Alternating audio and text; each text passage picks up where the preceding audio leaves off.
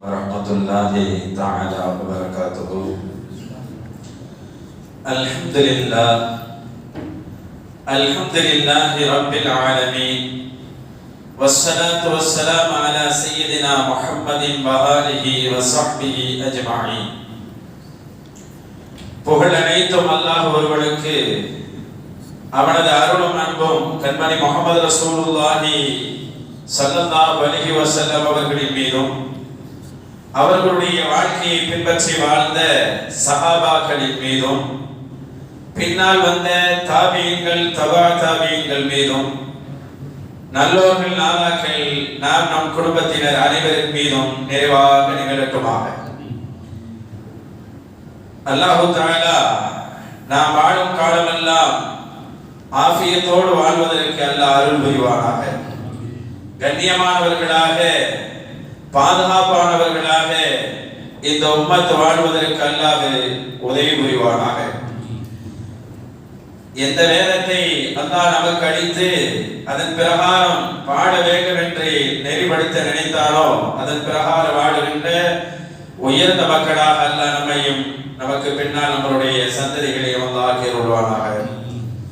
அன்பு நிறைந்தவர்களே, வாரந்தோறும் பார்த்து வருகின்ற குர்ஆனுடைய வசன விரிவுரையின் இந்த வாரம் சூரத்துல் பக்ராவுடைய 102வது வசனம். இது ரொம்ப முன்னாடி உள்ள ஒரு வரலாறை சொல்லக்கூடிய ஒரு வசனம். யூதர்களுடைய புத்திகளை இன்னும் காட்சிப்படுத்தக்கூடிய ஒரு வசனம். ரசூலுல்லாஹி ஸல்லல்லாஹு அலைஹி வஸல்லம் அவங்களுடைய காலத்தில் இருந்த யூதர்கள்ட்ட முந்தைய நபிமார்களை பத்தி சொல்லுவாங்க. சொல்லதானே செய்யணும். முந்தைய நபிமார்களை பத்தி சொல்லுவாங்க. ஆத நபி எப்படி இருந்தாங்க, ஷீத் நபி எப்படி இருந்தாங்க, இத்ரீஸ் நபி எப்படி இருந்தாங்க, நூஹ் நபி எப்படி இருந்தாங்க, இப்ராஹிம் நபி எப்படி இருந்தாங்க, பின்னால் வந்த இஸ்மாயில் நபி, யாக்கூப் நபி, இஸ்ஹாக் நபி, யாக்கூப் நபி, யூசுப் நபி, இப்படி எல்லா நபிமார்களுடைய வரலாறுகளையும் எவ்வளவு தேவையோ அவ்வளவு சொல்லுவாங்க ரசூலுல்லாஹ். அப்படி சொல்லி வரும்போது சுலைமான் அலைஹிஸ்ஸலாத்துடைய வரலாறை சொன்னாங்க. சுலைமான் நபியை பத்தி கொஞ்சம் சொன்னாங்க. அப்ப யூதர்களுடைய பத்தி நம்ம விளைவிக்கிறோம். அவங்களுக்கு ரெட்ட கொள்கை இருக்குது. வெளியில ஒரு கொள்கையில இருப்பாங்க, உள்ள ஒரு கொள்கையில இருப்பாங்க.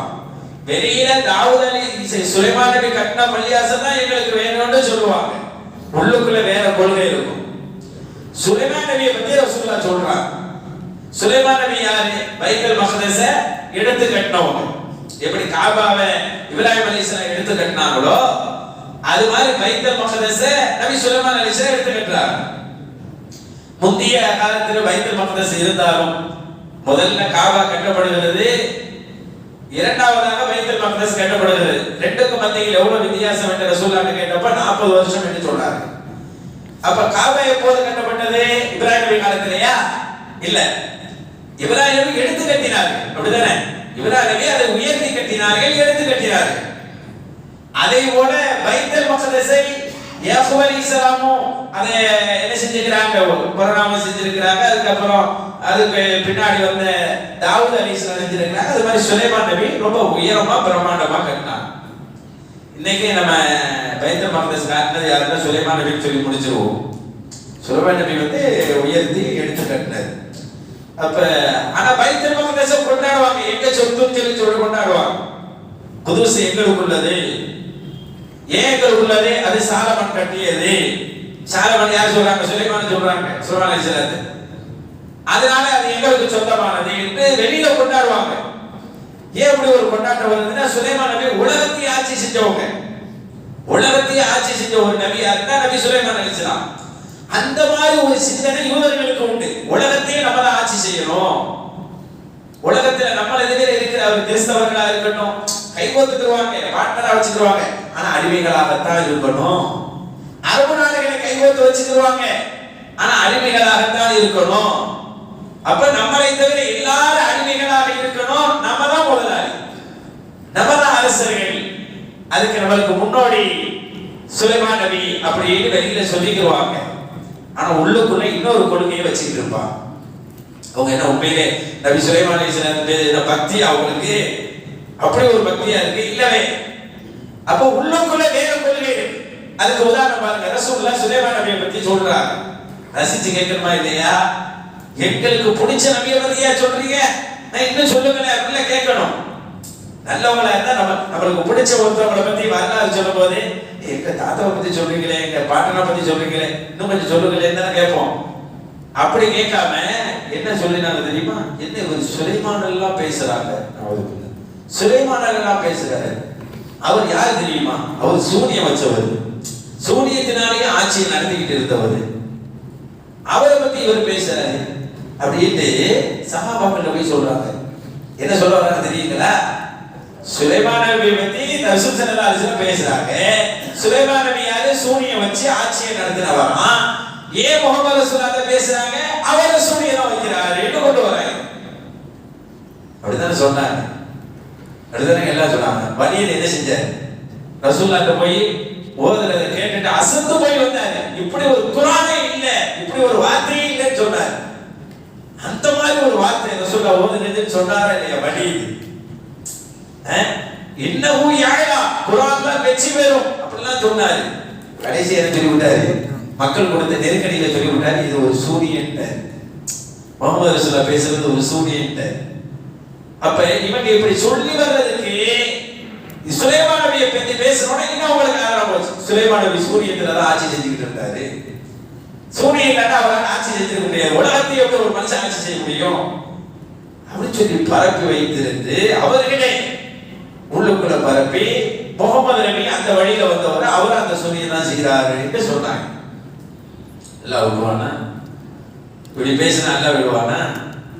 அல்லாஹ் இந்த உம்மத்துக்கு தெரிவதற்கும் இப்போ உள்ள யூதர்களுக்கு, ரசூலுல்லாஹ் காலத்தில் வந்த யூதர்களுக்கு மக்களாக இருக்கிறார்களே அவர்களுக்கு உண்மை வரலாறை சொல்வதற்காக அல்லாஹ் தஆலா சூரத்துல் பக்ராவுடைய 102வது வசனமாக அல்லாஹ் இந்த ஆயத்தை இறக்கி அருளுகிறான். பாருங்க, இந்த ஆயத்து ரொம்ப அழகழகான செய்திகளை உள்ள வச்சிருக்கு. என்னன்னு பாருங்க. வத்தபஉ மா ததுலு ஷயாத்தீன், ஷைத்தான்கள் அலா முல்கி சுலைமான், நபி சுலைமான் அலைஹிஸ்ஸலாத்துடைய ஆட்சிக்கு எதிராக, சுலைமான் நபி ஆட்சி நடக்கிற காலத்துல அவங்களுக்கு எதிராக ஷைத்தான்கள் சில மந்திரங்களை ஓதுனாங்க. ஷைத்தான்கள் ஓதுனதை யூதர்கள் போய் கத்துக்கிட்டாங்க. யார் காலத்துல? சுலைமான் நபியுடைய காலத்துல ஷைத்தான்கள் ஓதுனதை போய் கத்துக்கிட்டவங்க யாரு? யூதர்கள். இன்னைக்கு யூதர்கள் சூரியன் செய்வான். நல்லா இஸ்ரேல்ல உள்ளுக்குள்ள போனா தெரியும், சூரியத்துல அவன் தான் ஃபர்ஸ்ட். ஷைத்தான்கள் ஓதிய அந்த ஓதுதலை இவர்கள் கேட்டுக்கொண்டார்கள், அதை தான் இவர்கள் பின்பற்றினார்கள் என்று அல்லாஹ் சொல்லுகிறான். இந்த காலத்தில் சுலைமான் அலைஹிஸ்ஸலாத்துடைய காலத்தில் யாருக்கு எதிராக? நபி சுலைமான் அலைஹிஸ்ஸலாத்துடைய ஆட்சிக்கு எதிராக இவர்கள் ஷைத்தான் ஓதியவற்றை பின்பற்றினார்கள். சுலைமான் நபியுடைய ஆட்சி எவ்வளவு பிரமாண்டம், எவ்வளவு பிரமாண்டம், ஆச்சரியமான இது இல்லையா? நபி சுலைமான் அலைஹிஸ்ஸலாத்துடைய சுலைமான் அலைஹிஸ்ஸலாம் பைத்துல் மக்தஸ கட்டிட்டு அல்லாஹ்க்கு சில கோரிக்கைலாம் வச்சாங்க. அதுல ஒண்ணு என்ன? ரப்பே, நான் அளிக்கிற தீர்ப்பு நீ அளிக்கிற மாதிரியே இருக்கணும். நான் கொடுக்கிற ஜட்ஜ்மென்ட் எப்படி இருக்கும்னா நீ அளிக்கிற மாதிரியே அந்த தீர்ப்பு இருக்கணும். மாறக்கூடாது, கொஞ்சம் கூட மாறக்கூடாது. நீ கொடுத்தா எப்படி இருக்கும் தீர்ப்பு? அப்படி இருக்கணும். எல்லாம் கொடுத்த மாதிரி தீர்ப்பு. இன்னைக்கு தீர்ப்பு கொடுக்க பெரிய விஷயம் இல்லைங்க. நம்ம பள்ளியாசல்ல இல்ல கவுன்சில பஞ்சாயத்து வருது, தீர்த்து வைக்கிறதுக்கு எவ்வளவு கஷ்டப்படுறாங்க. அது பொறுப்புல உள்ளவங்க தீர்த்து வைக்கிற பெரிய கஷ்டம் இல்லைங்க. ஏன்னா வழக்கு கொண்டு வருவாங்க, வழக்கு கொண்டு வருவாரு, அவர் யார் மேல பழி சொல்லப்படுறாரோ அவர் சாட்சியை கொண்டு வரணும். சரி, அவர்த்தையும் சாட்சி இருக்கு, இவர்த்தையும் சாட்சி இருக்கு. அவரு இல்லைங்க, அவர் சரிங்கிறாரு, இவர் இல்லைங்கிறாரு. இப்ப எப்படி தீர்ப்பளிக்கிறது? இப்படிதான் வினோதமா இருக்கும். சில நேரத்துல நம்ம பார்த்துருவோம் கொலை செஞ்சவன, ஆனா சாட்சி இருக்காது. இப்ப எப்படி தீர்ப்பளிக்கிறது? இப்பெல்லாம் வெள்ளங்கமாலா இருக்கும். ஆனா நபி சுலைமான் அலைஹிஸ்ஸலாம் கேட்டாங்க, அல்லாஹ்வே நீ தீர்ப்பளிக்கிற மாதிரி நான் தீர்ப்பளிக்கிறேன்னு சொன்னான்.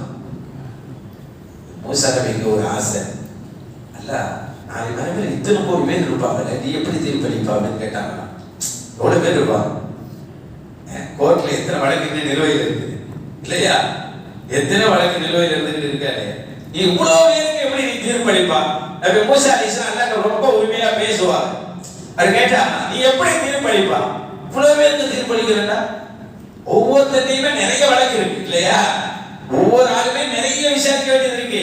அப்ப இத்தனை பேர்ட்டி விசாரிக்கிறேன்டா எப்படி முடியும் அப்படின்னு எல்லாம் கேட்டானா, ஏன் நபி மூசாவே உங்களுக்கு எப்ப நம்பிக்கை இல்லையா? அப்படி நம்பிக்கைலாம் இருக்கிறப்ப என் மனசு கொஞ்சம் குளிர்ச்சி அடையணும்ல, எப்படி தெரிஞ்சுக்கலாம்ல அப்படின்னு கேட்டான். அப்படியா, உங்களுக்கு ஒரு உதாரணம் சொல்றேன். நீங்க போங்க, அந்த ஆத்தங்கரையில போய் உட்காருங்க. ஆனா பேசக்கூடாது, சரிதானா? பேசக்கூடாது. ஏன் தீர்ப்பு எப்படி தானே கேட்குறீங்க, ஆனா பேசக்கூடாது. போய் அந்த ஆத்தங்கரை ஓரமா ஒரு மேட்ல உட்கார்ந்துரு. நான் சில விஷயங்களை செய்வேன், ஆனா ஒண்ணுமே பேசக்கூடாது, கம்முன்னு பார்த்துக்கிட்டே இருக்கணும். கடைசியா நான் சொல்லுவேன், அது வரையும் பேசக்கூடாது. அப்படி சரி ரப்ப, எனக்கு தேவை டவுட் கிளியர் ஆகும், அவ்வளவுதான். சரி, போய் ஆத்தங்கரையில் உட்காந்தாச்சு. அந்த ஆத்தங்கரைக்கு ஒருத்தர் குதிரையில வேகமா வந்தானா, ரொம்ப வேகமா வந்தான். வந்தவன் பின்னாடி ஒரு பெரிய மூட்டைகள்லாம் தூக்கிட்டு வரான். வேகமா வந்தவன் அந்த தண்ணியை பார்த்தோன்னா தண்ணி எடுத்து குடிக்கிறான். தாகத்துல தண்ணி எடுத்து குடிக்கிறான். குடிச்சிட்டு கொண்டு வந்த மூட்டையை மறந்துட்டு போயிடலாம். கொண்டு வந்த மூட்டையை மறந்துட்டு போறான். நம்ம கண்ணு முன்னாடி ஒருத்தர் தண்ணி குடிக்க வந்து ஒரு பொருளை கொண்டு வந்து வச்சுட்டு போனா நம்மளுக்கு என்ன தோணும்? எங்க எடுத்துட்டு போங்க உங்க இருந்தா அப்படின்னு சொல்ல தோணுமா இல்லையா? நம்ம கண்ணு முன்னாடியே போனா நபி மூசா அலைஹிஸ்ஸலாம் சொல்லணும்னு தோணுது. அல்லாஹ் சொல்லிவிட்டா பேசக்கூடாது, பேசக்கூடாது சொல்லிட்டானே இல்லையா? பேச முடியல. என்னடா இது, அவர் பாவம் மிஸ் பண்ணிட்டு போறானே திரும்ப. அப்படி கொஞ்ச நேரம் பேசி என்னதான் நடக்குது பாப்போம் உட்காந்துருக்காங்க. இன்னொருத்தர் வராது, அதே மாதிரி குதிரையில அங்கனே வந்து தண்ணி குடிக்கிறாரு. பார்த்து சுத்திக்கிட்டு பார்த்தா மூட்டை கிடக்குது. அவர் மேல தூக்கி வச்சுக்கிட்டு அவரு போறாரு. மூசா நபிக்கு எப்படி இருக்கும்?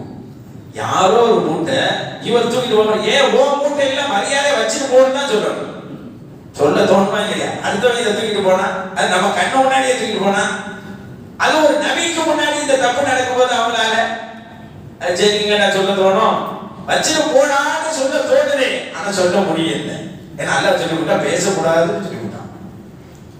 என்ன செய்யறதுன்னு தெரியல, பேசல, கம்முண்டே இருந்தாங்க. அவன் கொண்டு போயிட்டான். அடுத்து ஒருத்தர் வந்தான்.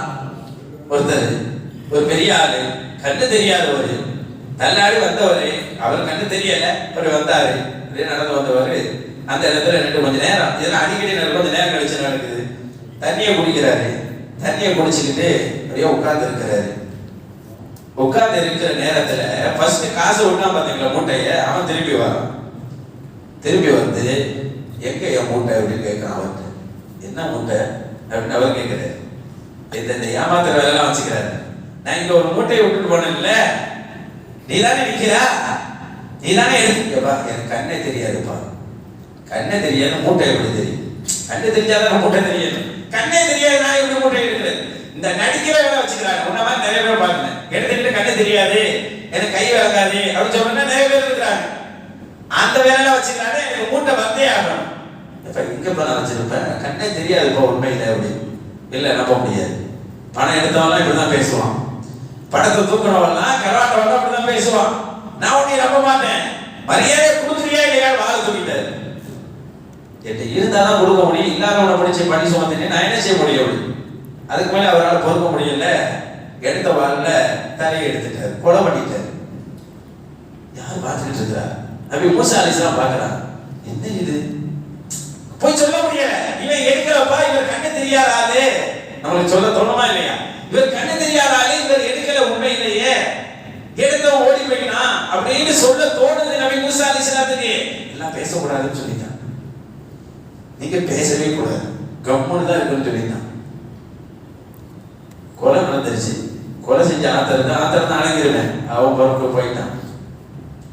மூசா நபி நினைக்கிறாங்க, முடிஞ்சிருச்சா இன்னும் இருக்குமா என்னன்னு தெரியலையே, போய் போயிட்டு இருக்குன்னு நினைக்கிறாங்க. கடைசியா அல்லாஹ்ல ஒரு சத்தம் வந்துச்சு, அசரீ சத்தம். இங்க பாருங்க, மூசா பாத்தியலா, எல்லாத்தையும் பாத்தியலா அப்படின்னு. என்ன அல்லாஹ், என்ன நடக்குது அப்படின்னா, என் நீரத்தை பாத்தியலா, என் தீர்ப்பை பாத்தியலா? தீர்ப்பா இது, இதுவா தீர்ப்பு? இது எப்படி இருக்கு அப்படின்னு கேட்டாங்க நபி மூசா அலைஹிஸ்ஸலாம். இதுதான் என் தீர்ப்பு அப்படின்டா அல்லாஹ். என்ன அல்ல ஒண்ணுமே புரியலையே அப்படி. ஒண்ணு இல்ல, ஃபர்ஸ்ட் வந்தாங்க மூட்டையோட, அவன் அண்ணங்காரன். ரெண்டாவது வந்தானே அவன் தம்பிக்காரன். அவங்க ரெண்டு பேருக்கும் ஒரு தகப்பனார் இருந்தாரு. அவர் பெரிய பணக்காரரு. அவரை கொலை செஞ்சுட்டான் ஒருத்தன். கொலை செஞ்சவன் தான் மூணாவது வந்தவன், கண்ண தெரியாதவன். இப்ப பாப்பா கொல்லப்பட்டவனே அண்ணக்காரன் தம்பிக்கு ஒழுங்கா சொத்தை பிரிக்காம 50 லட்சம் ரூபாய் கொடுக்கணும், 5 லட்சம் ரூபாய் கொடுத்து ஏமாத்திட்டான். ஒரு கோடி ரூபாய் இருக்கு வச்சுக்க, 50 லட்சம் ரூபாய் பிரிச்சு கொடுக்கணும்ல, 5 லட்சம் ரூபாய் கொடுத்து ஏமாத்திட்டான். மீதி 45 லட்சம் ரூபாய் கொடுக்காம ஏமாத்திக்கிட்டு இருந்தான். அத அவனுக்குரிய பணத்தை அவனுக்கே கொண்டு போய் சேர்த்துட்டேன். முதல்ல கொண்டு வந்தவன் அண்ணங்காரன் தண்ணியை குடிச்சிட்டு அதை விட்டுட்டு போயிட்டா, அது தம்பிக்கு போக வேண்டியது, நான் தம்பிகிட்ட கொடுத்து விட்டுட்டேன் அப்படின்னா. சரி, அது வைத்து இவனையா கொலை செஞ்சா, இவனை இருக்கிறப்ப கொலை செஞ்ச. இந்த 2 பேருடைய தகப்ப உயிரோடு இருக்கும் போது இவனுக்கு அப்ப கண்ணு தெரிஞ்சிச்சு.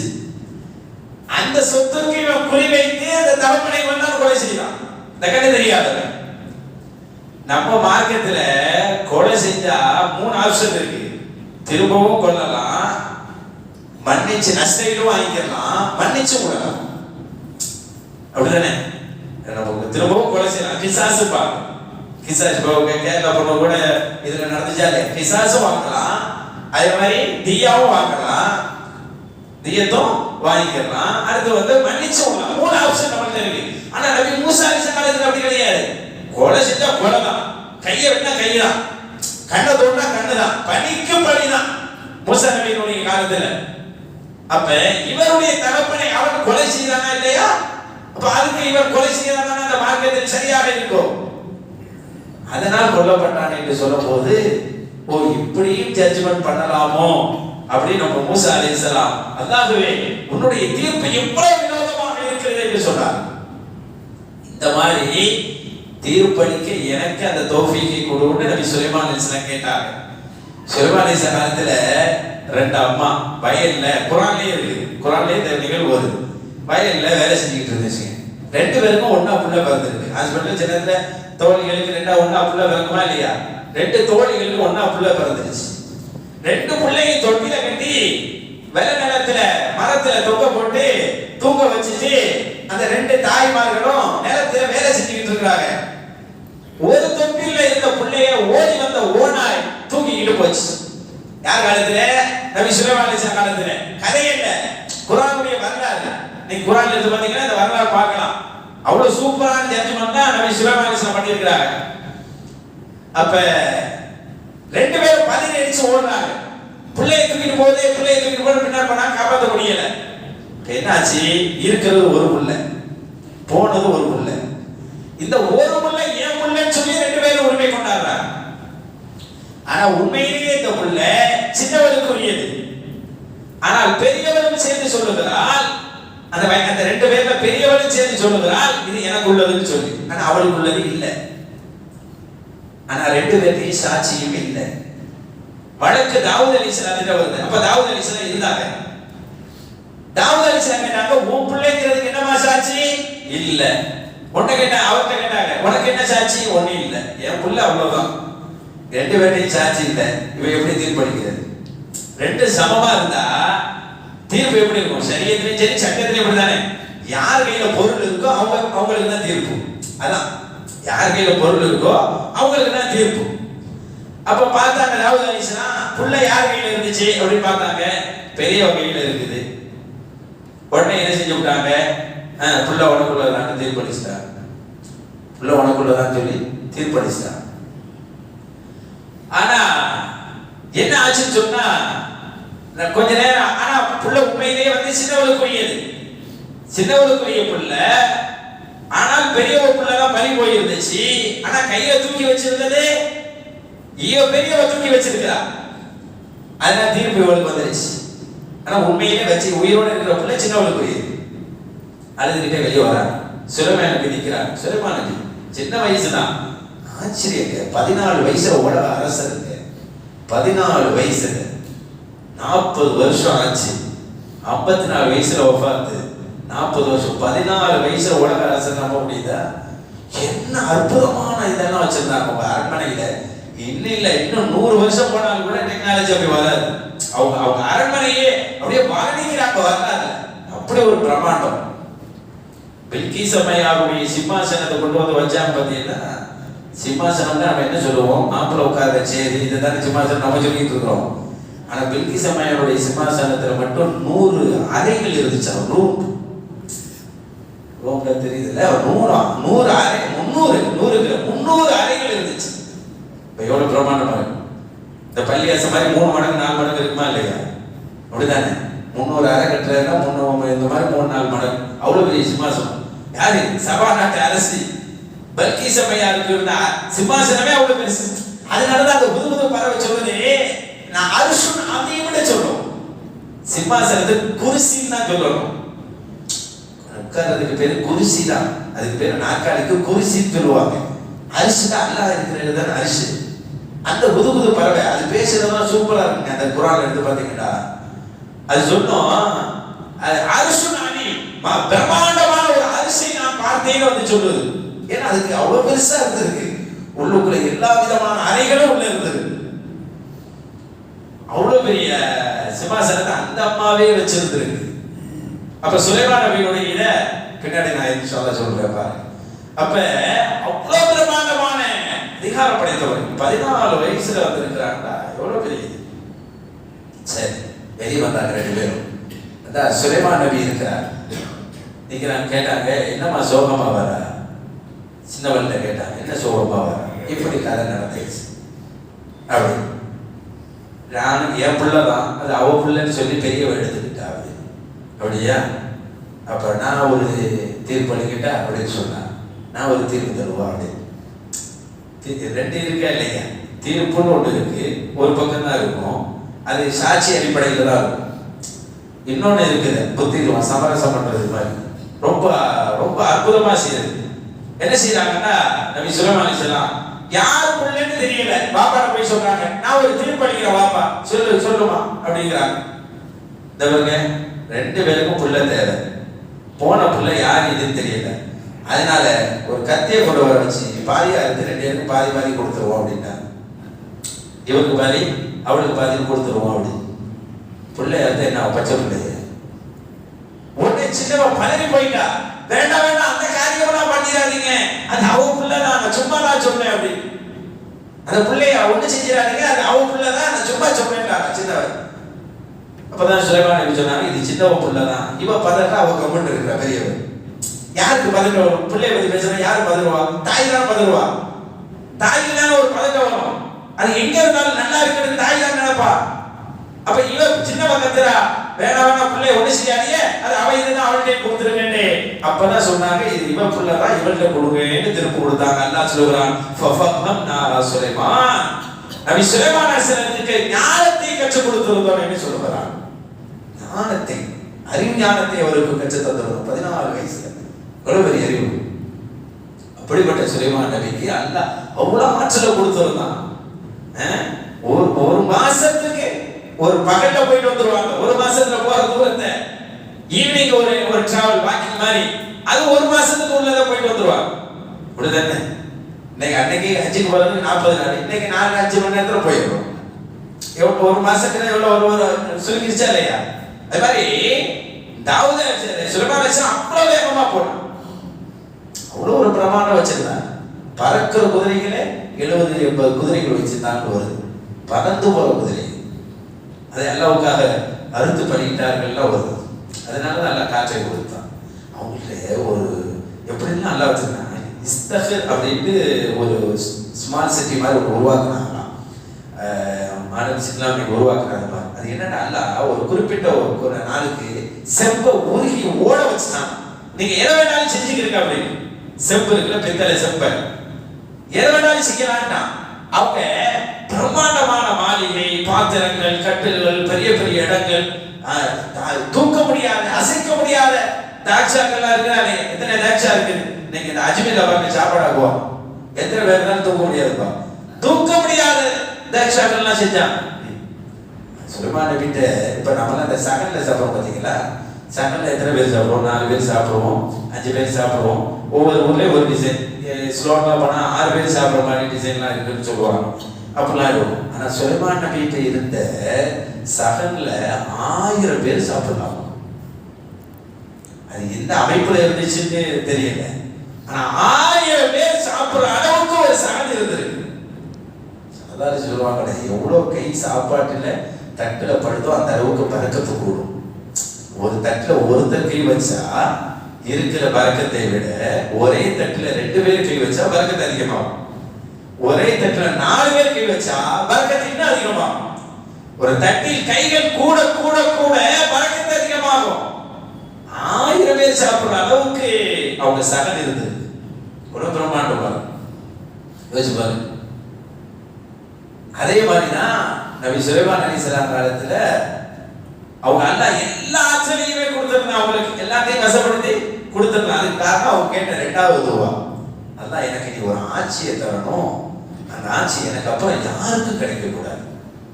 அந்த மாதிரி முல்கல் லா யம்பகி லிஅஹதி மின் பஅதி, எனக்கு பிறகு அது யாருக்கு இல்லாததாக இருக்கணும், அப்படி ஒரு அதிகாரத்தை எனக்கு கொண்டு கேட்டான். அதனால அவ்வளவு பெரிய அதிகாரத்தை கொடுத்தான். பயங்கரமான அதிகாரம். எந்த அளவுக்கு அதிகாரம் அவங்களிடத்தில் இருந்துச்சுன்னு சொன்னா, அவர்களிடத்தில் அந்த ஹுதுஹுது பறவை வந்து சொன்ன உடனே பில்கிஸ் அம்மையாருடைய சிம்மாசனத்தை கிட்டத்தட்ட சபா நாட்டில் இருக்குது. இவங்க பக்தாத் ஈராக்ல இருக்கிறாங்க, இங்க பலஸ்தீன்ல இருக்கிறாங்க.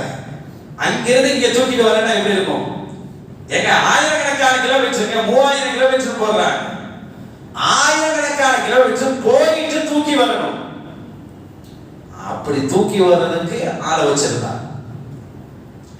அது யார் இருந்தா? ஜின்கள் இருந்தது. சொன்னிச்சு, நான் உங்களுக்கு அந்த தப்போமி மக்காமிக்க கபல நீங்க எந்திரிச்சு நீங்க பஞ்சாயத்து பண்ணிட்டு எந்திரிக்கிறவங்களே கொண்டு வரேன்னு சொன்னிச்சு ஜின்கள். அப்படிப்பட்ட ஜின் பலமான ஜின்னை வச்சிருந்தான். பலமா இந்த ஜின் எப்போ 3000 வர 3000 அதை தூக்கிட்டு வர்றது எவ்வளவு பெருசு. எங்க அதுவும் 3 பள்ளியாசு அளவுன்னு சொல்றோம். வீட்டில் ஃப்ரிட்ஜ் இதெல்லாம் ஆர்டர் பண்ணிட்டா வாசல் கொண்டு வந்துடுவோம். மீன்பாடு வீட்டில் எதுலேயே வச்சு உள்ள ஏற்றுறதுக்கு படிக்கட்டில் ஏற்றுறதுக்கு எவ்வளோ நேரம் ஆகுது? அதை இடிச்சு உடச்சி நுழைக்கி உடனே தானே உள்ள கொண்டு வராங்க ஒரு புது இதை. ஆனால் இந்த பள்ளி அளவுக்கு ஒரு 5 மடங்கு 10 மடங்கு உள்ள கொண்டு வந்து சேர்க்கிறேன்டா எப்படி இருக்கும்? அதை நான் கொண்டு வரேங்கிறது. அப்படிப்பட்ட ஜின்களெல்லாம் அவர்கள்ட்ட இருந்துச்சு. 3 மணி நேரம் அவங்க பஞ்சாயத்து பண்ணாங்க. அந்த 3 மணி நேரத்துக்குள்ள கொண்டு வரேன்னு சொல்லு. 3 மணி நேரத்தில் போயிட்டு வர முடியுமா? அந்த வசதி அவர்கள் இருந்தது. அப்பதான் அந்த கூட்டத்தில் இருந்த ஞானம் படைத்த ஒரு இறைநேசம் சொல்லுகிறார், நான் இதைவிட சீக்கிரமாக கொண்டு வருகிறேன். ஏன்னா சுலைமான் நபி அதை விட வேகமாக கொண்டு வரணும்னு ஆசைப்படுறாங்க. பில்கிஸ் அம்மையா சீக்கிரம் வந்துட்டாங்க, பக்கத்தில் வந்துட்டாங்க, அதனால சீக்கிரம் கொண்டு வரணும். நீங்கள் கண்ணை மூடி திறப்பதற்குள் எவ்வளவு? 1 செகண்டை விட கம்மி, அதற்குள் நான் கொண்டு வருகிறேன். வார்த்தை முடியுமா? கண்ணம் சரி, நாங்க கண்ணை கொண்டு இங்க வந்துருச்சு. வரணும்டா நம்மளாம் ஒரு பொருளை கொண்டு வந்தா வீட்டை ரெடி பண்ணணும், ஒதுக்கு பிடிக்கணும், இந்த இடத்துல ஃப்ரிட்ஜ் வைக்கணும் சொன்னா அங்கே உள்ள பொருள் எல்லாம் ஓரம் கட்டணும், அப்பதானே கொண்டு வந்து வைக்க முடியும். அவ்வளவு பெரிய சிம்மாசனம் வந்து உட்கார்ந்து இருக்குன்னா அவங்க அரண்மனை எவ்வளவு பெருசா இருக்கணும். நபி சுலைமான் அலைஹிஸ்ஸலாத்துடைய அரண்மனை எவ்வளவு பெருசா இருக்கும். சரிடாங்க வந்து உட்கார்ந்துருச்சு. எப்படி வந்துச்சுங்கிறதுக்கு பல விளக்க தரிசன போடுறாங்க. ஒண்ணு என்னன்னா, போய் எடுத்துக்கிட்டு வருது, போய் எடுத்துக்கிட்டு வந்து 6000 கிலோமீட்டர் கிட்ட வந்துடும். 6000 கிலோமீட்டர் போயிட்டு ஒரு இவ்வளவு வேகத்துல வர முடியுமா? இதெல்லாம் எழுதுறாங்க. சின்ன பலம் வாய்ந்ததா மனுஷன் பலம் வாய்ந்ததாடா? மனிதர் தான். எந்த மனிதன் அல்லாஹ்வின் நெருக்கம் பெற்ற மனிதர் தான் சின்னை விட பலம் வாய்ந்தவர். ஏன்னா அது எந்திரிச்சு 3 மணி நேரத்துல தான் கொண்டு வரணுச்சு. பஞ்சாயத்து பண்ணி முடிக்கிறவங்களையும் கொண்டு வர, இவன் கண்ணை மூடி திறக்கிறவங்களையும் கொண்டு வர. சின்னை விட பலம் வாய்ந்தவர் மனிதர் தான் என்று அவங்க தான் சீக்கிரம் கொண்டு வரண்டா. சில பேர் சொல்றாங்க பூமிக்கு அடியில் கொண்டு வந்தார்கள் என்று தப்சீர் எழுதப்பட்டிருக்கு. பூமிக்குள்ள கொண்டு வந்தாங்க, பூமிக்குள்ள கொண்டு வந்தாங்க. பூமிக்குள்ள போனா சீக்கிரம் போயிடலாம்ல, எதுவும் ஒன்றாகும். மேல போனாலும் எங்கேயாச்சும் ஏர் பிளாக்கா இருந்தா பிரச்சனையா இருக்கும், இல்ல தரவழியா இருந்தாலும் பிரச்சனை. பூமிக்குள்ள போறதை ஈஸியா போயிடலாம்ல. அப்பவே அதை யோசிச்சிருக்கிறாங்க பாருங்க, எந்த வழியில போகணும், எப்படி கொண்டு வரணும். அவ்வளவு வசதிகளை நபி சுலைமான் அலைஹிஸ்ஸலாத்துக்கு அல்லாஹ் தந்திருந்தான் உலகம். ஆனா இப்படி நம்ம பார்ப்போம், அழகுண்டா யூசுப் நபி, ஆட்சிந்தா சுலைமான் நபின்னு சொல்லுவோம். அதனால நம்ம நபிக்கு அதெல்லாம் இல்லைன்னு அர்த்தம் இல்ல. நம்ம நபி எல்லாத்தையும் விட்டும் தனிச்சிறப்பானவர்கள். அழகு நபி யூசுப் நபிப்போம், அந்த அழகு வேறு, நம்ம நபிக்கு இருந்தது வேறு. அவங்க தனிச்சிறப்பு பெற்றவர்கள். இல்லைன்னா அவர்களுடைய ஆட்சி, அவர்களுடைய அதிகாரத்தை நம்ம அளவிட முடியாது. ரசூலுல்லாஹ்வுடைய அதிகாரத்தை இந்த தடவை ரசூலுல்லாஹ் சொல்றாங்க, நான் தொழுதுகிட்டு இருந்த ஒரு ஜின்னு வந்துருச்சு. ஒரு ஜின்னு வந்துருச்சு, புடிச்சிட்டேங்கிறார். புடிச்சு கட்டி போடலாம்னு நினைச்சிட்டேன் அப்படிங்கிறார் ரசூலுல்லாஹ். கட்டி போட்டு காலையில பிள்ளைகள்லாம் வந்து விளையாட கொடுக்கலாம்னு நினைச்சேன்டா. பிள்ளைகளுக்கு இந்த சில பொம்மைகள் குரங்கெல்லாம் கட்டி போட்டு விளையாட விடுவாங்களே, விளையாட விட்டுலாம் கட்டி போட்டு அப்படின்னு நினைச்சேன். என் சகோதரர் சுலைமானுடைய ஞாபகம் எனக்கு வந்தது. எனக்கு பிறகு இந்த அதிகாரத்தை யாருக்கும் கொடுக்க வேண்டாம் என்று அல்லாஹ்விடத்தில் துஆ செய்த என் சகோதரர் நபி சுலைமானுடைய ஞாபகம் வந்ததினால் நான் அதை விட்டுவிட்டேன் என்று சொன்னார். அதுவும் இஃப்ரீத்துங்கிற ஜின்னில ஒரு ஜின்னு தான். இந்த சிம்மாசனத்தை கொண்டு வர சொல்லி அந்த இப்படியெல்லாம் அதிகாரத்தை ரசூலுல்லாஹ்வுக்கு அல்லாஹ் தனிப்பட்ட முறையில் தந்திருந்தான். அது வேற விஷயம். ஆனால் நபி சுலைமான் அலைஹிஸ்ஸலாத்துடைய செய்தியை ரசூலுல்லாஹ் சொன்னதற்கு காரணம், இந்த யூதர்கள் அப்போதாவது கொஞ்சம் நெருங்கி வருவாங்க. என்ன சொல்லிவிட்டாங்க தெரியுமா? அவர் ஆட்சி செஞ்சதே சூரியத்தை வச்சுதானே ஆட்சி செஞ்சாரு அப்படின்றாங்க. அல்லாஹ் சொல்றான், சுலைமான் நபியுடைய ஆட்சிக்கு எதிராக ஷைத்தான்கள் ஓதியதைதான் இந்த யூதர்கள் என்ன செய்தார்கள், பின்பற்றினார்கள் என்று சொல்லிட்டு வமா கஃபர சுலைமானோ, சுலைமான் அலைஹிஸ்ஸலாம் நிராகரிக்கவில்லை. சுலைமான் நிராகரிக்கவில்லை என்ன அர்த்தம்? அவர் சிகிச்சை செய்யவில்லை, சூனியம் செய்யவில்லை. வலாக்கின்ன ஷயாத்தீன கஃபரு, ஷைத்தான்கள் தான் சூனியம் செய்தார்கள், நிராகரித்தார்கள். என்ன மாதிரி நிராகரித்தார்கள்? சூனியங்கிறது குஃப்ர் தானே, பாவம் தானே, சூனியம் செய்தது பெரும்பாவம் தானே. அதனால கஃபரு கஃபருன்னு வருது, நிராகரித்தார்கள். யுஅல்லிமூன الناس السحر, அந்த யூதர்கள் என்ன செய்தார்கள்னா ஷைத்தான்கள்ட்ட சூனியத்தை கத்துக்கிட்டு மக்களிடத்தில் கொண்டு போய் சூனியத்தை கற்றுக் கொடுத்தார்கள். பிற மக்களுக்கு சூனியத்தை இன்னைக்கு பாருங்க, சூனியம் அவன் தான் செய்வான், வெளியில தெரியாது. நம்ம ஊர்ல அப்படி இல்லையே, யாரோ ஒருத்தவங்க சூனியம் பண்ணிட்டு அப்படிதான் கேள்வி போடுறோம். ஆனா யூதனுடைய சொந்த தொழிலே சூனியம் தான். யுஅல்லிமூன الناس السحر, மக்களுக்கு சூனியத்தை அவர்கள் கற்றுக் கொடுத்தார்கள். அது மட்டுமல்ல, வமா யுஅல்லிமானி வமா உன்சில அலல் மலக்கைனி பிபாபில ஹாரூத் வ மாரூத். ஹாரூத் மாரூத் பாபில்ங்கிற நகரத்துல ரெண்டு மலக்கு இறக்கப்பட்டிருந்தாங்க சோதனைக்காக. மக்களுடைய சோதனைக்காக ரெண்டு மலக்கு அல்லாஹ் இறக்கி வச்சிருந்தான். அந்த மலக்குகளுக்கு இறக்கப்பட்டதையும் இவர்கள் கற்றுக்கொண்டார்கள். அவர்கள்ட்ட இருந்த சில சிகர்களையும் இந்த யூதர்கள் ஷைத்தான்கள் வழியாக கற்றுக்கொண்டார்கள். வமா யுஅல்லிமானி, அந்த மலக்கிட்டையும் கத்துக்கிட்டாங்க, ஷைத்தான்கள்டையும் கத்துக்கிட்டாங்க. ரெண்டு பேர்த்தையும் கத்துக்கிட்டது என்ன? சூனியத்தை தான். வமா யுஅல்லிமானி மின் அஹதின், அந்த ரெண்டு மலக்கு ஹாரூத் மாரூத் ரெண்டு மலக்கு இருக்காங்க பாருங்க. அல்லாஹ் மேலிருந்து மாணவர்களை மனிதர்கள் உருவத்துல இறக்கி வச்சான். உருவத்துல இது ஒரு சோதனைக்காக, அது பின்னாடி சில வரலாறுகள்லாம் இருக்கு. அது சில சோதனைக்காக எல்லாம் இறக்கி வச்சான். இவங்க யார் எப்படி தெரிஞ்சுக்கிறதுக்காக. சில நேரங்கள் எல்லாம் நம்மளுக்கு வசதியை கொடுப்பான். எதுக்குன்னா நம்மளை சந்தோஷப்படுத்த, நம்ம அதை வச்சு என்ன செய்யணும்னு சோதனைப்பதற்காக. அது மாதிரி சோதனைக்காக அல்லாஹ் அந்த வழக்குகளை இறக்கி வைத்தான். அந்த வழக்கிடத்தில் சென்றும் சூரியத்தை கற்றுக்கொண்டார்கள் யூதர்கள். வமா யுஅல்லிமானி மின் அஹதின் ஹத்தா யகூலா, அந்த மலக்குகள்கிட்ட யாராவது போய் எனக்கு சூனியம் சொல்லி கொடுங்க, சூனியம் கொஞ்சம் சொல்லி கொடுங்க அப்படின்னு கேட்டாங்கன்னா அந்த ரெண்டு மலக்கு சொல்லிடுவாங்க, எதுவருங்க, இன்னமா நஹனு ஃபித்னத்துன், நாங்கள் சோதனைக்காக வந்திருக்கிறோம், இந்த உலகத்துக்கு சோதனைக்காக வந்திருக்கிறோம். எங்கள்கிட்ட வந்து நீங்க சிகரை கத்துக்கிட்டு சூனியத்தை கத்துக்கிட்டு அதை போய் பிறருக்கு செஞ்சு ஃபலா தக்ஃபுர், நீங்கள் காஃபிராகிடாதீங்க அப்படின்னு சொன்னாங்க. மலக்குமார்கள் சொன்னாங்க, அதெல்லாம் பரவாயில்லை, எங்களுக்கு கத்துக் கொடுங்க. யாரு? யூதர்கள். அதெல்லாம் ஒண்ணு இல்ல, சூனியத்தை எங்களுக்கு கத்துக் கொடுங்கன்னு அந்த மலக்கிட்டையும் கத்துக்கிட்டாங்க சூனியத்தை. யார்? இதெல்லாம் யூதர்கள். அது மட்டும் இல்ல, ஃபயதஅல்லமூன மின்ஹுமா மா யுஃபர்ரிகூன பிஹி பைனல் மர்இ வ ஸௌஜிஹி, சூனியத்துல பல விளைவுகள் உண்டாகும். அதுல ஒரு விளைவு என்னன்னா கணவனையும் மனைவியையும் எப்படி பிரிக்கிறதுங்கிற முறைகளையும் கற்றுக்கொண்டாங்க. இல்லையா? இன்னைக்கு சூனியத்துல என்னென்னமோ வேலை செய்யறாங்களா இல்லையா? ஃபயதஅல்லமூன மின்ஹுமா, அந்த ரெண்டு பேர்ட்ட ரெண்டு மலக்கிட்ட அந்த யூதர்கள் கற்றுக்கொண்டார்கள். மா யுஃபர்ரிகூன பிஹி பைனல் மர்இ வ ஸௌஜிஹி, கணவன் மனைவி எப்படி பிரிக்கிறது, ஏன் பிரிக்கிறது கத்துக்கிறோம்? பிரிச்சாதான் சேர்க்கறதுக்கு வேற தேடி வருவாங்க. பிரிச்சு விட்டுட்டா சேர்க்கறதுக்கு யாருக்கு வரணும்? நோயை பரப்பி தானே மெடிசன் வருது, அப்படிதானே வரும். நோயை ஃபர்ஸ்ட் இறக்குறது, அப்புறம் மெடிசனை கொண்டு வருது. அப்ப பிரிச்சு விட்டுட்டா நீங்க தான் இவங்களை சேர்த்து விடணும் வந்து நிற்பாங்க. அதுல ஒரு கமிஷன் வரும், ஆதாயம் வரும். அதை வச்சு கடையை ஓட்டலாம் அப்படின்னு சொல்லிட்டு அப்படி ஒரு கடை நடத்துறாங்க. மா இஃபர்ரிகூன பிஹி பைனல் மர்இ வ ஸௌஜி. கணவன் மனைவி பிரிக்கிற கலைகளை அந்த மலக்குகள் இடத்துல இருந்து கற்றுக்கொண்டாரு. மலக்குகள் சொல்ல சொல்ல அதை வேணாண்டுல ஒதுங்கி போகணும். சோதனைக்கு வந்திருக்கிறேன்னு சொல்றாங்களா இல்லையா? கத்துக்கிட்டு காப்பிராயிராதீங்கன்னு சொல்றாங்களா இல்லையா? ஆனாலும் கத்துக்கிட்டாங்க. இப்ப நம்மளுக்கு ஒரு கேள்வி வரும், ஏன் அந்த மலக்கு கத்து கொடுக்கணும்னு ஒரு கேள்வி வரும். வருமா இல்லையா? அது அல்லாஹ்வுடைய கலாச்சாரம், அல்லாஹ்வுடைய கதிர் விதி. சோதனைக்கு சில நேரங்கள்ல அல்லாஹ் சில வேலைகளை செய்வோம், அது ஒரு விதி, அதுக்குள்ள நம்ம பேச முடியாது. ஆனா எதுக்காக வந்தாங்கிற நோக்கத்தை அல்லாஹ் சொல்லிட்டான். சூனியத்தை அந்த காலத்துல எந்த காலம் சூனியம் அதிகமா இருக்குதோ அதுக்கு தோல்வா அல்லாஹ் சில பேரை இறக்கி விட்டு அல்லாஹ் சோதிப்பான். அந்த மலக்குகள் இடத்திலிருந்து இவர்கள் சூனியத்தை கற்றுக்கொண்டு கணவன் மனைவியை பிரித்து கொண்டிருந்தார்கள். பிரிக்கக்கூடிய கலைகளை எல்லாம் அவர்கள் இடத்திலிருந்து கற்றுக்கொண்டார்கள். அல்லாஹ் ஒரு செய்தி சொல்றான் பாருங்க, இதுதான் ரொம்ப முக்கியம்.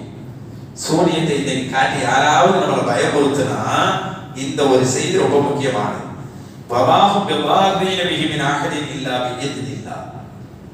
அந்த சூனியத்தை கற்றவர்கள் யாராக இருந்தாலும் சரி, அல்லாஹ்வுடைய அனுமதி இல்லாமல் யாருக்கும் எந்த இடையிலையும் அவர்கள் தர முடியாது.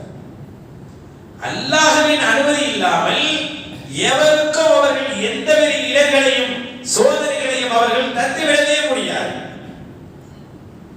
இதுதான் முதல்ல நம்ம நம்பணும். ஏன்னா அல்லாஹ்வுடைய உத்தரவுல தான் இன்னைக்கு சில பேர் சூனியம் வைப்பாங்க. சூனியம்லாம் நடக்குது, ஒரு சில இடத்துல செய்யறாங்க.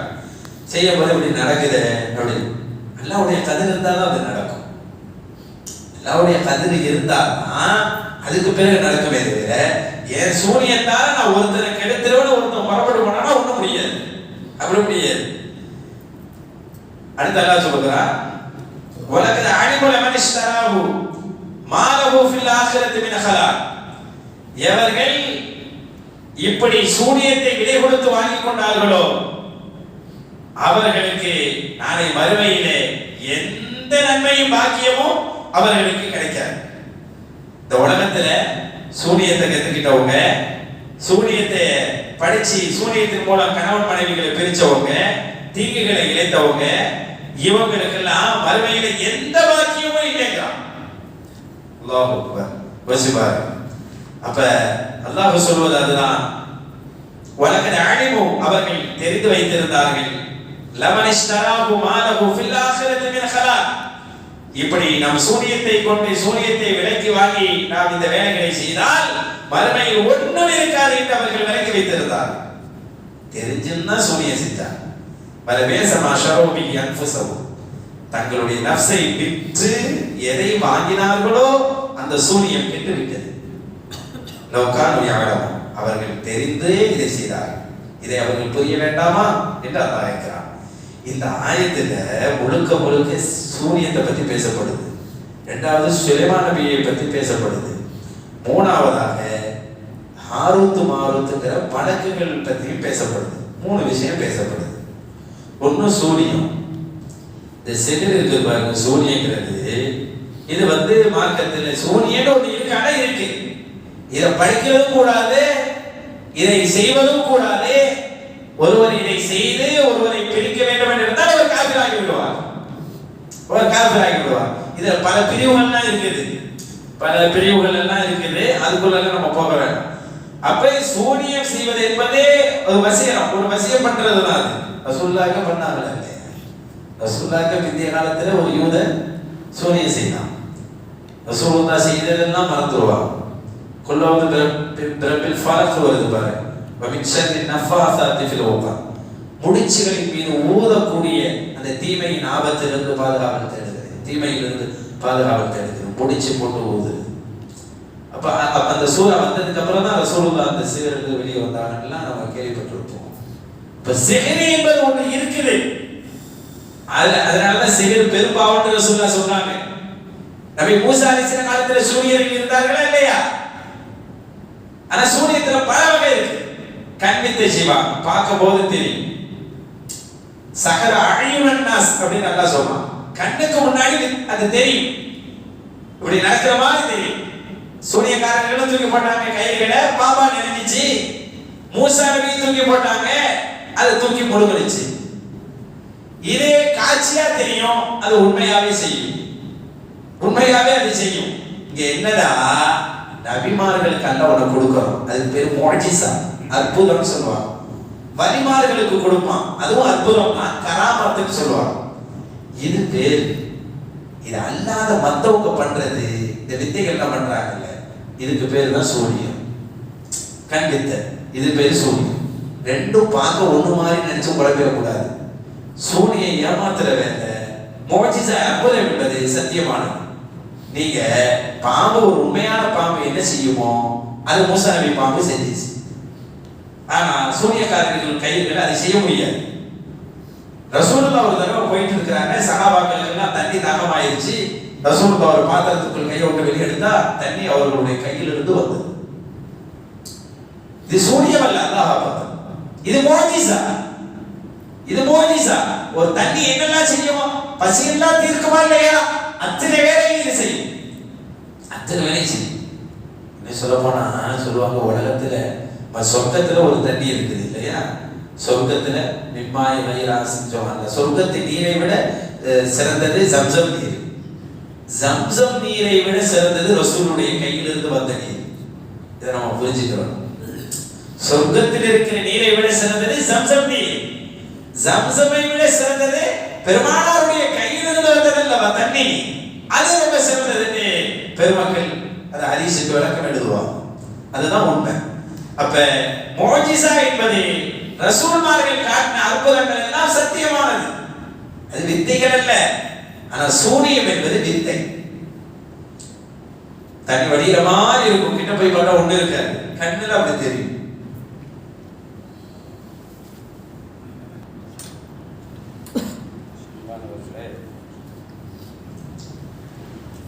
சூனியம் என்பது ஷைத்தான்கள் வச்சிருப்பாங்க கையில, முஅஜிஸா என்பதை நபிமார்கள் வச்சிருப்பாங்க, கராமத்து என்பதை வலிமார்கள் வச்சிருப்பாங்க. சூனியம் பொய், அது ஷைத்தான் கையில இருக்கும். ஷைத்தான்கள் சூனியம் தான் செய்வாங்க. அதை வச்சுதான் சுலைமான் நபியினுடைய ஆட்சியே கவுக்க பார்த்தாங்க. இன்ஷா அல்லாஹ் அடுத்த வாரம் சொல்றேன். இன்ஷா அல்லாஹ் சூனியத்தை ரொம்ப பரப்பி வச்சிருந்தாங்க ஷைத்தான். அப்படி யூதர்கள் அதிலிருந்து கத்துக்கிட்டாங்க, ஷைத்தான்கள்ல இருந்து கத்துக்கிட்டாங்க. எந்த அளவுக்கு கத்துக்கிட்டாங்கன்னா, கஅபுல் அஹ்பார்னு ஒரு தோழர் இருந்தாங்க. ரசூலுல்லாஹ் காலத்துல இருந்தவங்க தான், அப்போ முஸ்லீம் ஆகல. உமர் இல்ல காலத்துல தான் முஸ்லீம் ஆகிறாங்க. ஒரு பெரிய சீதையை, முந்திய வேதங்களை எல்லாம் தெரிந்தவர், ஒரு யூதர், முந்திய வேதங்களை எல்லாம் படித்தவர், பெரியார். அவரு இஸ்லாத்துக்கு வந்தது யூதர்களுக்கு பிடிக்கல. என்ன இவ்வளவு பெரிய மனுஷன் முஸ்லீம் ஆயிட்டாரு, முஸ்லீம் ஆயிட்டாரு அப்படின்னு சொல்லி அவருக்கு சூனியம் வச்சார், அவருக்கு சூனியம் வச்சார். அவர் எப்படியாவது ஏதாவது பண்ணிடணும்னு சொல்லி. இன்னைக்கு சூனியம் வைக்கிற சில பேர் அப்படி நடமாடுறாங்க.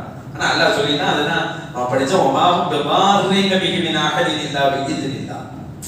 அல்லாஹ்வுடைய அனுமதி இல்லாமல் எவருக்கும் எந்த சூனியக்காரர்களும் எதையும் ஏற்படுத்தி விட முடியாது. அதுதான் அவருடைய கொள்கை. ஆனால் அல்லாஹ்வுடைய விதி இருந்தால் என்றால் அந்த சூனியம் நடக்கும். அப்படி யூதர்கள் இந்த கஅபுல் அஹ்பார் முஸ்லிம் ஆனவனே எவ்வளவு விஷமிகள் பாருங்க. யூதர்கள் என்ன வேலை செய்யறாங்க. ஒருவர் விருப்பப்பட்டு இஸ்லாத்துக்கு வந்துட்டார், பெரிய இறைநேசரா வாழ்ந்தார் கஅபுல் அஹ்பார் ரலியல்லாஹு. அப்ப அவங்களுக்கு எதிராக சூனியம் செஞ்சாங்க. அவங்க சொல்லுவாங்க, எனக்கு சில வார்த்தைகள் என்னிடத்தில் இருந்தது, சில வார்த்தைகள் என்னிடத்தில் இருந்தது, அதை நான் ஓதிக்கொண்டிருந்தேன். இல்லை என்று சொன்னால் அவர்கள் செய்த சூனியத்தால் நான் கழுதையாக மாறியிருப்பேன் என்று சொல்கிறார். அப்படியே அந்த வாசகர் இதுதான் என்ன அர்த்தம்டா, கழுதையா மாற முடியுமாண்டா? அது இல்லை. கழுதையா சூனியத்தாலெல்லாம் மாற்ற முடியாது. ஒரு பொருளை இன்னொரு பொருளாலெல்லாம் மாற்ற முடியாது, சூனியத்தால மாற்றவே முடியாது. அல்லாஹ் நினைச்சா மாத்தலாம். அல்லாஹ் நினைச்சா மனுஷனை கழுதையா மாத்தான். இமாமை விட யார் முன்னாடி போறாரோ அவர் கழுதையாக அவருடைய முகம் மாறும் ரசூலுல்லாஹ் சொன்னாங்க. அது மாத்துறது யாரு? அவன். இமாமுக்கு முந்தி நம்ம போகக்கூடாதுங்க. அவங்க ருக்குவுக்கு போனது பிறகுதான் நம்ம ருக்குவுக்கு போகணும். அவங்க சுஜூதுக்கு போனது பிறகுதான். அதே மாதிரி எந்திரிக்கும் போது அப்படிதான், அவங்களுக்கு முன்னாடி எந்திரிச்சிடக்கூடாது. அவங்க எந்திரிச்ச பிறகுதான் அவங்களை பின்பற்றி தான் தொழுகிறோம். ரசூலுல்லாஹ் எச்சரிக்கிறார், அப்படி யார் இமாமை முந்தி செய்கிறாரோ அவருடைய முகம் கழுதை முகமாக அல்லாஹ் ஆக்கிவிடக் கூடும் எச்சரிக்கிறார். ஏன்னா அவனுக்கு முடியும், அவனுக்கு ஒரு பேர் இருக்கு, அல் முஸவ்விர். அவன் தான் உருவத்தை கொடுப்பவன். உருவம் கொடுக்கிறது அவன் தான். சூனியத்துக்கெல்லாம் அந்த இதெல்லாம் இல்லை. சூனியத்தால ஒரு பொருளை இன்னொரு பொருளை மாற்ற முடியாது. அப்ப காபுல் அக்பர் அப்படி சொன்னார்களே அப்படின்னு கேட்டா, கழுதை மாதிரி என்னை மதிப்பில்லாமல் ஆக்கி இருப்பார்கள். கழுதை யார் மதிக்கிறோமா? என்னதான் சும தூக்கினாலும் கண்டுக்கிறாம விட்டுறோமா இல்லையா? அந்த மாதிரி என்னை ஒண்ணு இல்லாத டம்மியாக ஆக்கியிருப்பாங்க. சில வார்த்தைகளை நான் ஓதிக்கொண்டிருந்தனால் தப்பித்தேன் என்று சொன்னார். அந்த சில துவாக்கள் சூனியத்தையும் முறிக்கக்கூடிய துவாக்கள் எல்லாம் இருக்கிறது. அதுபோல சில வார்த்தைகளை வைத்து நான் ஓதிக்கொண்டே இருந்தேன். இவர்கள் செய்த சூனியம் பழிக்கவில்லை என்று செய்தனா காபுல் அக்பர் ரலியல்லாஹு தஆலா அவர்கள் சொல்றாங்க. அது என்ன வார்த்தை என்றால், அஊது பி வஜ்ஹில்லாஹில் அஸீம் அல்லதி லைஸ ஷைஉன் ஆமம மின்ஹு வ பி கலிமாத்தில்லாஹி தாமாத்தில்லதி லா யுஜாவிஸுஹுன்ன பர்ருன் வலா ஃபாஜிரு வ பி அஸ்மாஇல்லாஹில் ஹுஸ்னா குல்லிஹா மா அலிம்து மின்ஹா வ மா லம் அஅலம் மின் ஷர்ரி மா ஹலக வ தரஅ வ பரஅ வ மின் ஷர்ரி குல்லி தாப்பா அந்த ஆசிரியர் பினாசியத்திகா என்று ரசூலுல்லாஹ் ஸல்லல்லாஹு அலைஹி வஸல்லம் வழியாக வந்த பல துஆக்களில் இதுவும் ஒன்று. பல துஆக்கள். அப்ப இந்த துஆ என்னை காப்பாற்றியது என்று சொன்னார். இந்த துஆவோட அப்படி என்ன விசேஷம் இருக்குது என்பதை எல்லாம் இன்ஷா அல்லாஹ் அடுத்த வாரம் இன்ஷா அல்லாஹ் பார்ப்போம். அல்லாஹ் தஆலா இது போன்ற மோசமான அல்லாஹ் இதையெல்லாம் ஹராமாக்கி இருக்கிறானோ அது போன்ற செயலிலிருந்து அல்லாஹ் தஆலா இந்த முழு உம்மத்தை பாதுகாப்பானாக. ஷைத்தான்களிடத்திலிருந்து அல்லாஹ் பாதுகாப்பானாக. நல்லோர்களுக்கும் பெரியவர்களுக்கும் அல்லாஹ் எதை மரியாதையை தர சொல்லி இருக்கிறான் அதை தந்து வாழுகின்ற உயர்ந்த தௌஃபீக்கை தருவானாக. நபிமார்களுக்கு ஏற்பட்ட அற்புதங்களையும் வலிமார்களுக்கு ஏற்பட்ட கராமத்தையும் நம்பி வாழுகின்ற மக்களாக அல்லாஹ் ஆக்கி வருவானாக. அல்லாஹ் நம்மளுடைய அமல்கள் அனைத்தையும் ஏற்றுக்கொள்வானாக. ஆமீன் ஆமீன். வல்ஹம்துலில்லாஹி ரப்பில் ஆலமீன். அஸ்ஸலாமு அலைக்கும் வரஹ்மத்துல்லாஹி வபரகாத்துஹு. ஸல்லல்லாஹு அலா முஹம்மத் ஸல்லல்லாஹு அலைஹி வஸல்லம். ஸல்லல்லாஹு அலா முஹம்மத் ஸல்லல்லாஹு அலைஹி வஸல்லம். ஸல்லல்லாஹு